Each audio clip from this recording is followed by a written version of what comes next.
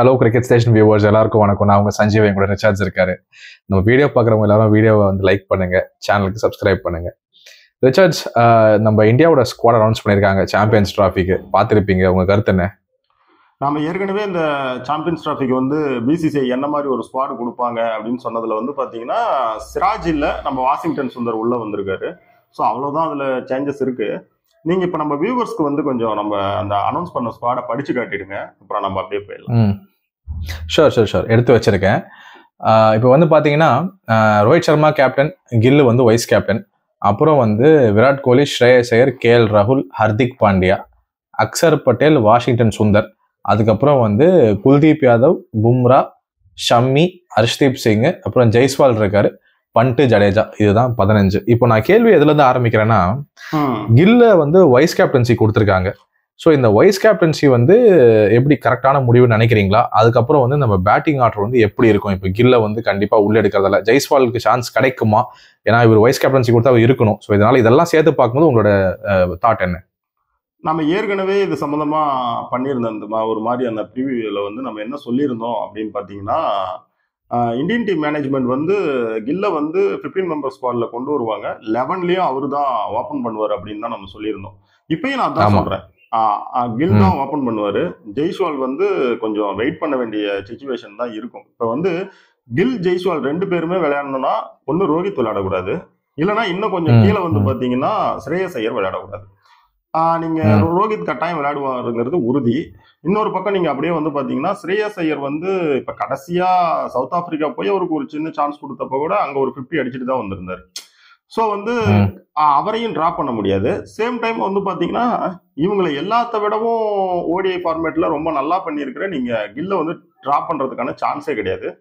Next இன்னொன்று வந்து பாத்தீங்கன்னு வச்சுக்கோங்களேன், நான் இலங்கை கூட ஓடிஐ சீரீஸ்ல வந்து ஃபர்ஸ்ட் வைஸ் கேப்டனா இவரை கொண்டு வந்தாங்க. அப்ப இப்ப வைஸ் கேப்டனா கொண்டு வந்திருக்கிறது வந்து புதுசான விஷயம் கிடையாது. அதாவது ஆக்சுவலி அவங்க ஏற்கனவே அனௌன்ஸ் பண்ண ஒரு இதை வந்து கண்டினியூ பண்ணிருக்காங்க. இதுல கிரிட்டிசைஸ் பண்றதுக்கோ இல்ல ஏதோ வந்து ஒரு ஃபேவரபிளா போயிடுச்சு அப்படிங்கிறதுக்கெல்லாம் எதுவும் கிடையாது. நம்மளோட தனிப்பட்ட அபிப்பிராயத்துல நம்ம ஏன் ஜெய்ஸ்வால் விளையாடணும்னு ரெண்டு காரணம் இருந்துச்சு. ஒன்னு வந்து என்னன்னா, அவர் கரண்ட் ஃபார்ம் வந்து ரொம்ப நல்லா இருக்கு. நெக்ஸ்ட் இந்தியன் டீமோட நம்பர் 1 பேட்ஸ்மேன் அவரு தான். ஸோ அவர் விளையாடணும். அவர் லெஃப்ட் ஹேண்டரா இருக்காரு. இப்ப ஃபர்ஸ்ட் 6 பாத்தீங்கன்னா வழக்கம் போல உங்களுக்கு ஓடிஐ செட்டப்ல லெஃப்ட் ஹேண்டரே வரமாட்டாங்க. அந்த குறை இல்லாம இருக்கணும்னா ஜெய்ஸ்வால் விளையாடுறது கரெக்ட். நாம கூட கில்ல கன்ஃபார்ம் தூக்கிடணும் அப்படின்லாம் சொல்ல. கில்லு விளையாடணும்னா நீங்க வந்து ஒரு ஸ்ரேயஸ் ஐயரை டிராப் பண்ணி விளையாட முடிஞ்சா கூட விளையாடுங்க. கில் நம்பர் 3 விளையாட்டும், விராட் கோலி நம்பர் 4 விளையாண்டா உங்களுக்கு இன்னும் நல்லது அப்படிங்கிற மாதிரி தான் நாம வந்து சொல்லியிருந்தோம். இப்போ வந்து மோஸ்டா வந்து பாத்தீங்கன்னா இந்த பேட்டிங் யூனிட் வந்து எப்படி செட் ஆகும் அப்படின்னு பாத்தீங்கன்னா, கில்லு, ரோஹித் சர்மா, விராட் கோலி, ஸ்ரேயஸ் ஐயர், கேஎல் ராகுல், ஹர்திக் பாண்டியா, இந்த நம்பர் 6 வந்து இப்படிதான் வரதுக்கான அந்த ஒரு ரைட் ஹேண்டரோட தான் வரதுக்கான வாய்ப்புகள் வந்து 99% இருக்கு. எல்லாமே ரைட் ஹேண்டட் பேட்ஸ்மேன். ஆமா, இன்னும் சில கிரிட்டிசிசம்லாம் எழுந்திருக்கு. இந்த மாதிரி கில்லுக்கு வைஸ் கேப்டன்ஸ் தேவையான. ஆனா கடந்த 3 வருஷத்துல பாத்தீங்கன்னா அவர் கிட்டத்தட்ட 59 ஆவரேஜ் வச்சிருக்காரு இந்த ஓடிஐ ஃபார்மேட். 103 ஸ்ட்ரைக் ரேட்ல ஓடிஐக்கு பிரமாதமான நம்பர்ஸ் வச்சிருக்காரு. ஸோ எனக்கு தெரிஞ்சு ரைட்ஃபுல்லி தான் கொடுத்துருக்காங்க அவருக்கு அந்த வைஸ் கேப்டன்சியும் அந்த ஃபார்மேட்ல. பட் அதை நம்ம பொறுத்திருந்து தான் பார்க்கணும் அவர் பர்ஃபார்மன்ஸ் எப்படி பேசுதுன்னு. இப்போ அடுத்த கேள்விக்கு நான் போயிடுறேன் ரிச்சர்ட்ஸ். 4 ஸ்பின்னர் எடுத்திருக்காங்க. இந்த 4 ஸ்பின்னிங் காம்பினேஷன் எந்த மாதிரி வந்து நம்ம டீமோட பேலன்ஸை அஃபெக்ட் பண்ணணும்னு நினைக்கிறீங்க? என்னை பொறுத்த வரைக்கும் இது வந்து எப்படின்னு கேட்டீங்கன்னா, ஒரு T20 வேர்ல்டு கப்புக்கு இவங்க செஞ்சிருந்த அதே ஒரு பவுலிங் யூனிட் செட்டப் தான் இப்பயுமே ட்ரை பண்ண பாக்குறாங்க. நிறைய இதுல வந்து ஃபாஸ்ட் பவுலிங் யூனிட்டுக்கு வந்து உங்களுக்கு பேக்கப்பே இல்லை அப்படிங்கிற மாதிரி சொல்றாங்க. ஆக்சுவலி என்னன்னு கேட்டீங்கன்னா, ஹர்தீப் சிங், பும்ரா, ஷமி இந்த ஃபாஸ்ட் பவுலிங் யூனிட்ல பும்ராவுக்கு வந்து பேக்கப் தான் ஹர்தீப் சிங்கே. அதாவது நான் என்ன சொல்றேன்னா, இவங்க 2 ப்ராப்பர் பவுலர்ஸை வச்சுதான் முதல்ல போவாங்க. பிளேயிங் 11 வந்து இவங்களுக்கு 2 ப்ராப்பர் ஃபாஸ்ட் பவுலர்ஸோட தான் அமையும். ஷமி அண்ட் பும்ரான்னு இருக்கும், ஹர்திக் பாண்டியா கூட இருப்பாரு. இவங்க என்ன பண்ணுவாங்கன்னா 2 ஸ்பின் ஆல்ரவுண்டர் கூட குல்தீப் யாதவை வச்சு பேட்டிங்கை வந்து 8 வரைக்கும் இழுத்துக்குவாங்க. இந்த ஐடியாவில தான் இவங்க போவாங்க. ஸோ அவங்க இப்ப இந்த இடத்துல என்ன செஞ்சிருக்காங்க அப்படின்னு பாத்தீங்கன்னா, எங்களுக்கு வந்து ஒரு மீடியம் ஃபாஸ்ட் ஆல்ரவுண்டர் தேவையா இல்ல ஒரு ஸ்பின் ஆல்ரவுண்டர் தேவையாங்கிறப்ப அவங்க என்ன முடிவுக்கு வராங்க அப்படின்னா, துபாயோட கண்டிஷனை பொறுத்த வரைக்கும் எங்களுக்கு வந்து ஒரு ஸ்பின் ஆல்ரவுண்டர் தான் தேவை அப்படிங்கிற மாதிரி வராங்க. அதனால நிதிஷ்குமார் ரெட்டியை விட்டுட்டு அவங்க என்ன பண்றாங்க, வாஷிங்டன் சுந்தர் கிட்ட போயிருக்காங்க. இது வந்து ஏற்கனவே நம்ம பார்த்த அகர்கர் அண்ட் ரோஹித் சர்மாவுடைய அந்த கூட்டணி வந்து ஏற்கனவே ஒரு 4 ஸ்பின்னரை வெஸ்ட் இண்டீஸ் தூக்கிட்டு போனாங்க பாத்தீங்களா. அதுல சாகல் விளையாடாமே இருந்த மாதிரி கூட நான் ஓப்பனாவே சொல்றேன், இங்க வாஷிங்டன் சுந்தர் விளையாடாமே இருக்கிறதுக்குலாம் அதிகபட்ச சான்சஸ் இருக்கு. நிறைய பேர் நினைப்பாங்க வாஷிங்டன் சுந்தர் அக்ஷர் படேல் அண்ட் ஜடேஜான்னு நினைப்பாங்க. அக்ஷர் படேல் விளையாண்டா ஜடேஜா விளையாட மாட்டார், ஜடேஜா விளையாட மாட்டா அக்ஷர் படேல் விளையாட மாட்டார்னு நினைப்பாங்க. ஆனா இவங்க வாஷிங்டன் சுந்தரியே வெளியில உட்கார வச்சுட்டு அக்ஷர் படேல் என்ற ஜடேஜா விளையாடுறதுக்கு அதிகபட்ச வாய்ப்புகள் இருக்கு. ஏன்னு கேட்டீங்கன்னா ரைட் ஹேண்ட் பேட்ஸ்மேனுக்கு, அதாவது அக்ஷர் படேல் ஜடேஜா கூட குல்தீப்னு சொல்ல வரீங்களா? ரீசன் என்ன சொல்ல வரேன்னு கேட்டீங்கன்னா, ரைட் ஹேண்ட் பேட்ஸ்மேனுக்கு பந்த உள்ள எடுக்கிறதுக்கு அவங்க கிட்ட ரிஸ்க் ஸ்பின்னரான குல்தீப் இருக்காரு. புரியுதுங்களா வேரியேஷன்? அப்ப வந்து நாங்க என்ன செய்யறோம்னா, எங்களுக்கு வந்து இந்த பக்கம் வந்து லெப்ட் ஹேண்ட் ஆர்த்தடாக்ஸ்லயே ஆல்ரவுண்டரை நாங்க 2 பேரையும் வச்சுக்கிறோம் அப்படிங்கிறது. இப்ப வந்து ஜடேஜா அண்ட் அக்ஷரை விட பேட்டிங்ல வந்து வாஷிங்டன் எந்த விதத்துலயும் பெரிய ஆள் இல்ல. வேரியேஷன்னா நீங்க சுந்தர கூட்டு போறப்ப வேரியேஷன் வந்து கொஞ்சம் கிடைக்குதுதான். அது எப்படி கிடைக்குதுன்னா, இவர் வந்து ஃபிங்கர் ஸ்பின்னர் ரைட் ஹேண்ட் பேட்ஸ்மேனுக்கு பந்த உள்ள எடுக்கிறதுல, ரிஸ்க் ஸ்பின்னர் பந்த ரைட் ஹேண்ட் பேட்ஸ்மேனுக்கு உள்ள எடுக்கிறதுல குல்தீப் யாதவ். ஆனா இவங்க இதை வேற மாதிரி பார்ப்பாங்க. ஏன்னா போன T20 வேர்ல்டு கப்ல இதே ஃபார்முலாவை தான் அடிச்சிருந்தாங்க. புரியுதுங்களா? எங்களுக்கு ஒரே டீம்ல அக்ஷர் படேலும் இருக்கட்டும், ரவீந்திர ஜடேஜாவும் இருக்கட்டும் அப்படிங்கிற மாதிரி போயிருந்தாங்க. அப்ப வந்து இப்ப நம்பர் 8 வரைக்கும் நாங்க பேட்டிங் வச்சுக்கிறோம் அப்படின்னு பார்ப்பாங்க. இந்த மாதிரி முறையில தான் இது போயிருக்கு. ஓகேங்க. இப்போ எனக்கு நீங்க சொன்னதுல வந்து எல்லாமே நான் ஒத்து போகுது. ஆனா வந்து நானும் அதான் ஃபீல் பண்றேன். இவங்க வந்து துபாய்ன்றதால 2 ஃபாஸ்ட் பாலரோட தான் போறாங்க. அதுல ஒருத்தர் பேக்கப். ஆனா எனக்கு என்ன தோணுதுன்னா, ஹர்ஷ்தீப் இருக்கிற ஃபார்முக்கும் அவர் லேட்டஸ்டா இப்போ இந்த கவுண்டி ஆனதுக்கும் எல்லாம் சேர்த்து பும்ராவும் ஹர்ஷ்தீப்பும் 11ல இருப்பாங்களோ, ஷம்மியை வந்து பேக்கப்பா உட்கார இருப்பாங்களோ, எனக்கு ஒரு சின்ன ஒரு கட் ஃபீல் இருக்கு. அதை நம்ம மேட்ச் டைம்ல பார்க்கலாம், நம்ம அடுத்து பேச போற செக்மெண்ட்லயும் அதை பார்க்கலாம். பட் அதுக்கு முன்னாடி போலிங் யூனிட்டை பத்தி பார்த்துட்டோம். பும்ராவோட இன்ஜுரியை பத்தி நீங்க என்ன பெருசா நினைக்கிறீங்க? பும்ரா நிஜமாவே இன்ஜோர்டா? சாம்பியன்ஸ் டிராஃபிக்கு ஆடுவாரா? அதை பத்திலாம் உங்க கருத்து என்ன? இப்போதைக்கு என்னன்னு கேட்டீங்கன்னா, பும்ரா வந்து விளையாடுவாராங்கிறது வந்து அவங்களுக்கு யாருக்குமே தெரியாது அப்படிங்கிறது தான் வந்து ரோஹித் சர்மாவும் சொல்லியிருக்காரு. ஓகேங்களா? இப்ப இந்த டைம்ல அவரோட அந்த இன்ஜுரி வந்து எப்படி இருக்கு, என்ன மேற்கொண்டு இதுல அவங்களுக்கு என்ன தெரியும் தெரியாது அப்படிங்கறத பத்தி சொல்றப்ப, அவரை பத்தி எங்களுக்கு ஒண்ணுமே தெரியாது அப்படின்னு தான் சொல்லியிருக்காரு. சோ பும்ரா இப்போதைக்கு உள்ள இருக்காரு. ஓகேங்களா? இது 100% அவர் வந்து சாம்பியன்ஸ் டிராஃபி விளையாடுவாரு அப்படிங்கிறதுக்கான எந்த உத்தரவாதமும் ஆக்சுவலி வந்து அங்க இல்ல. சோ வந்து அவரே இன்னொன்னு சொல்றாரு, எங்களுக்கு பும்ராவோட ரோலை செய்யறதுக்கு ஒரு ஆள் வேணும். அந்த ஆள் தான் எங்களுக்கு ஹர்தீப் சிங் அப்படிங்கிறாரு. யாரு? ரோஹித் சர்மா. புரியுது? ஓகே. அப்ப பும்ரா வந்து இன்ஜுரி காரணமாக வெளியே உட்கார்ந்துட்டாரு, ஸ்குவாட்ல இருந்து வெளியே விலகிட்டாருன்னா கண்டிப்பா அந்த 11ல ஆட போற 2 பேசர் வந்து ஷம்மியும் ஹர்ஷ்தீப்பும் தான். இது அதாவது இவங்க எப்படி பாக்குறாங்க அப்படின்னா, பும்ராவை வந்து ஒரு மாதிரி காயம் அப்படி சின்னதா இருக்கு அப்படிங்கிறப்ப கூட 15 மெம்பர் ஸ்குவாட்ல உள்ள கொண்டு போய் டீமுக்குள்ள வச்சுக்கிட்டு, அது சரியாகிற காலகட்டத்துல இப்போ ஒரு செகண்ட் மேட்ச்ல சரியானா விடலாம், ஒரு தேர்ட் மேட்ச் கொண்டு வரலாம், இல்லைன்னா நாக் அவுட்டுக்கு கொண்டு வரலாம். ஆனா 15 மெம்பர் ஸ்குவாட்ல இருந்துகிட்டா நல்லது, எங்களுக்கு 2 ஃபாஸ்ட் பவுலர் தான் நாங்க வச்சு விளையாட போறோம் அப்படின்னா, பும்ராவால விளையாட முடியலன்னா எங்களுக்கு பிரச்சனை இல்ல. ஹர்தீப் சிங்கை வந்து பும்ராவுடைய இடத்துக்கும் செகண்ட் ஃபாஸ்ட் பவுலர் இடத்துக்கு வந்து நாங்க ஷமியும் வச்சு விளையாடிக்கிறோம் அப்படிங்கிறதுக்கு தான் இந்த மாதிரி ஒண்ணு வந்து சூஸ் பண்ணிருக்காங்க. ஒருவேளை அவர் வந்து ரூல்ட் அவுட் ஆகிற மாதிரி இருந்தா அந்த இடத்துக்கு சிராஜை கொண்டு வராங்களா இல்ல வேற யாரையாவது கொண்டு வராங்களான்னு பொறுத்து இருந்துதான் அது நம்ம பொறுத்திருந்து அந்த ரீப்ளேஸ்மெண்ட் பத்தி அனலைஸ் பண்ணுவோம். இப்போ நம்ம பேட்டிங் யூனிட் ஆல்ரவுண்டர் பார்த்துட்டோம், ஸ்பின்னர்ஸை பார்த்துட்டோம், அப்புறம் வந்து ஃபாஸ்ட் பவுலர்ஸையும் பார்த்துட்டோம். ஓவராலா எந்த மாதிரி 11ஓட போவாங்க உங்களோட ஒரு சின்ன கெஸ் சொல்லுங்க. என்னோட இது வந்து எப்படின்னா, 2023 ODI வேர்ல்டு கப் பிளேயிங் 11ல இருக்கிற பேட்டிங் யூனிட் அண்ட் வந்து பாத்தீங்கன்னா T20 வேர்ல்டு கப்ல இருக்கிற பவுலிங் யூனிட்டை கம்பைன் பண்ணி போவாங்க இந்த முறை சாம்பியன்ஸ் டிராஃபி போறப்ப. எப்படின்னா, சுப்மன் கில், ரோஹித் சர்மா, விராட் கோலி, ஸ்ரேயாஸ் ஐயர், KL ராகுல், ஹர்திக் பாண்டியா, ரவீந்திர ஜடேஜா, அக்ஷர் படேல். அப்புறமேல் இது வந்து பாத்தீங்கன்னா உங்களுக்கு நம்பர் 8 வரைக்கும் பேட்டிங் யூனிட் வந்துருது. இதுலயே வந்து பாத்தீங்கன்னா ஹர்திக் பாண்டியா, ரவீந்திர ஜடேஜா, அக்ஷர் படேல் 3 ஆல்ரவுண்டர்ஸ் வந்துடுறாங்க. இப்ப வந்து மீதி 3 பேருக்கான இடத்துல வந்து பிரைம் ஸ்பின்னரா வந்து பாத்தீங்கன்னா குல்தீப் யாதவ் வந்துருவாரு. அப்புறம் 2 ஃபாஸ்ட் பவுலருக்கான இடத்துல பும்ரா காயம் இல்லாம இருந்தா கட்டாயம் அவர் விளையாடுறாரு. அவருடைய பார்ட்னர் வந்து பாத்தீங்கன்னா முகமது ஷமி தான் விளையாடுவாரு.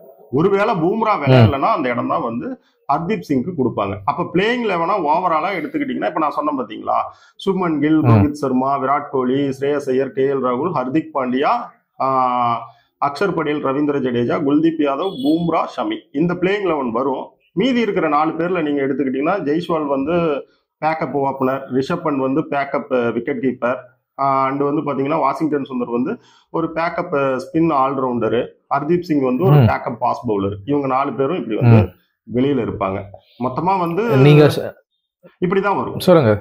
ஓகே ஓகே, நீங்கள் சொன்னதில் வந்து எனக்கும் வந்து 90% ஒத்து போகுது. ஆனால் நான் வந்து பிசிஎஃப்மே 11 பற்றிலாம் ஹிண்ட் கொடுக்க மாட்டாங்க. எனக்கு என்னமோ ஒரு சின்ன ஹிண்ட் கொடுத்துருக்காங்களோன்னு தோணுது ஸ்குவாட் செலெக்ஷனில். இப்போ வந்து பார்த்தீங்கன்னா ஸ்குவாட் அனௌன்ஸ் பண்ண விதமே வந்து நான் எடுத்து வச்சிருக்கேன் பாருங்க. எனக்கு தெரிஞ்ச முதல்ல அனௌன்ஸ் பண்ண 4 பேர் யாரை சொல்லியிருக்காங்க? ஆமா, கடைசி 4 பேர் வந்து பாத்தீங்கன்னா ஜெய்ஸ்வால், ரிஷப் பண்ட், ஜடேஜா, ஹர்ஷ்தீப் சிங், இவங்க தான் 4 பேக்கப்பா இருப்பாங்க. ரோஹித் சர்மாக்கு ஏன் நான் சுந்தர் வந்து ஆடுவாருன்னு சொல்றேன்னா, என்னோட 11 படி, அதாவது அனௌன்ஸ் பண்ண ஸ்குவாடு படி, அதாவது ரோஹித் சர்மா, கில்லு, கோலி, ஐயர், கேஎல் ராகுல் டாப் 5. ராகுல் கீப்பிங் பண்றாரு. அப்புறம் பாண்டியா 6ல, அக்சர் பட்டேல் 7, சுந்தர் 8, குல்தீப் 9, பும்ரா, ஷமி 10, 11. 4 பேர் பேக்கப் பாத்தீங்கன்னா ஹர்ஷ்தீப் சிங், ஜெய்ஸ்வால், பண்ட், ஜடேஜா. எதனால இப்படி சொல்றேன்னா, ரோஹித் சர்மாக்கு ஃபார் சம் ரீசன் ஒரு ரொம்ப ஸ்ட்ராங் ஒரு கான்பிடன்ஸ் இருக்கு சுந்தர் மேல, நல்லா பேக் பண்றாரு எனக்கு தெரிஞ்சு. அதனால அந்த ஜடேஜா இருக்கிற பிளேஸ்ல சுந்தரை உள்ள கொண்டு வந்து, ஸோ அக்சர் பட்டேல், குல்தீப் யாதவ், சுந்தர் 3 டிஃப்ரெண்ட் வேரியேஷனை ஆட வச்சு, மீதி நீங்க சொன்ன லைன் அப்லாம் சேம் லைன் அப் தான். பிசிசிஐ வந்து அவங்க அனௌன்ஸ் பண்ணும்போது கடைசி 4 பேரை வந்து ஒரு சப்ஸ்டியூட் மைண்ட் செட், அதாவது பேக்கப் மைண்ட் செட்ல தான் அனௌன்ஸ் பண்ணிருக்காங்கன்னு ஃபீல் ஆகுது. அதாவது நீங்க என்னன்னா, உங்களுக்கு பூடகமா பிசிசிஐ வந்து அந்த 11 அந்த லைன் அப் கொடுத்ததுலயே உங்களுக்கு வந்து பிளேயிங் 11 பேக்கப்பும் கொடுத்துட்டாங்க அப்படின்றீங்க, அப்படிதானே? ஆமா, ஏன்னா இப்போ ஜெய்ஸ்வால கடைசியா சொன்னதுக்கும் ஜடேஜாவை கடைசியா சொன்னதுக்கும் எனக்கு ஒரு ரீசன் ஸ்பெசிஃபிக்கா படல. அதனால அவங்க வந்து முதல் 11 சொல்லிட்டு இந்த 4 தான் என் பேக்கப்னு ஒரு மாதிரி சொல்லாம சொல்லியிருக்காங்க. எனக்கு ஃபீல் ஆகுது. பட் இதுதான் என்னோட தாட். இன்னொரு விஷயம் என்னன்னு பாத்தீங்கன்னா, நமக்கு வந்து என்னன்னா நம்பர் 8ல நீங்க வந்து ஒரு மீடியம் ஃபாஸ்ட் ஆல்ரவுண்டர் விளையாட போறீங்களா இல்ல ஒரு ஸ்பின் ஆல்ரவுண்டர் விளையாட போறீங்களான்னு இருந்துச்சு. நாம என்ன சொன்னோம் அந்த இடத்துக்கு வந்து பாத்தீங்கன்னா, துபாய் கண்டிஷனுக்கு இப்படி போனா ஒரு medium fast bowler all rounder Nitish Kumar ரெட்டின்னு போறப்ப அந்த நம்பர் 8ல ஒரு குயிக்கா ஸ்கோர் கொண்டு வரதுக்கான சான்சஸ் இருக்கு. அங்க ஒரு 4-5 ஓவர் தேத்தலாம் அவரை வச்சு. ஏன்னா எப்படியுமே டியூ வந்து எல்லாத்தையும் இது பண்ணும் அப்படிங்கிற மாதிரி தான் நம்ம சொல்லியிருந்தோம். அவங்க என்ன நினைக்கிறாங்கன்னா, இல்ல எங்களுக்கு ஒரு மீடியம் ஃபாஸ்ட் பவுலிங் ஆல்ரவுண்டரை விட ஒரு ஸ்பின் ஆல்ரவுண்டர் சரியா இருப்பாங்கன்னு சொல்லியிருக்காங்க. ஆமா, ஆக்சுவலி அவங்க அந்த 3 ஸ்பின்னர் கான்செப்ட் வந்து பாத்தீங்கன்னா, நான் வந்து இன்னொரு விஷயம் பேசுறேன். நம்ம பழைய வீடியோல ஒன்றுல வந்து துபாய் கண்டிஷன்ஸ் எல்லாம் பேசும்போது ஆஸ்திரேலியா பாகிஸ்தான் மேட்சை நம்ம அனலைஸ் பண்ணும்போது ஆஸ்திரேலியால அப்போ 3 ஸ்பின்னர் விளையாடி இருக்காங்க. ஸோ இவங்க அந்த லாஸ்ட் ஆடின எல்லா மேட்சையும் எடுத்து பார்த்துட்டு ஃபுல்லா ப்ராப்பரா அனலைஸ் பண்ணி தான் எனக்கு 3 ஸ்பின்னரோட தான் 11ல போறேன்னு ரொம்ப தெளிவா டிசிஷன் எடுத்துருக்காங்களோன்னு ஃபீல் ஆயிட்டு இருக்கு. அதாவது இவங்க இதை எப்படி பாக்குறாங்க அப்படின்னு பாத்தீங்கன்னா, நிதிஷ்குமார் ரெட்டி வந்து ஒரு பார்ட் டைம்ல வர்றாரு, ஓகேங்களா?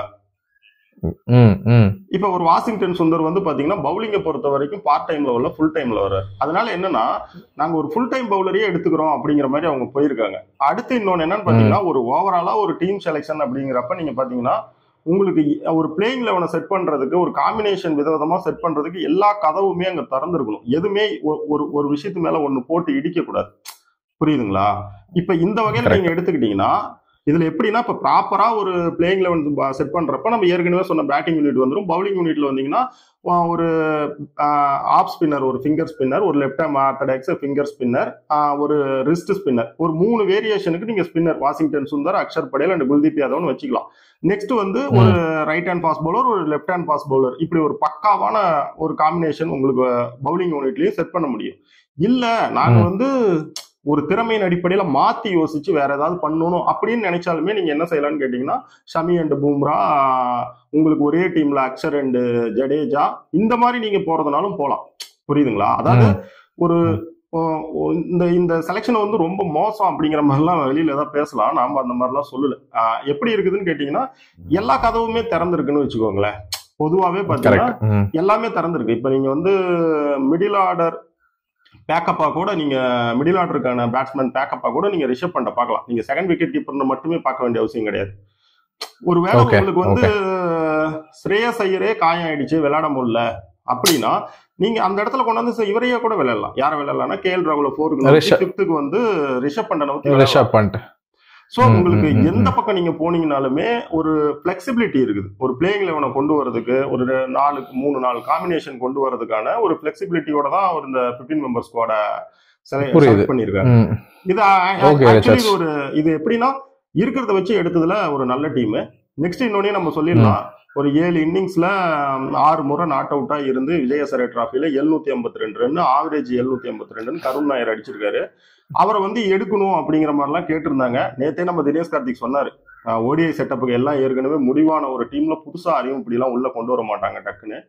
இன்னைக்கு அதை தான் வந்து அஜித் அகர்கரும் சொல்லியிருக்காரு.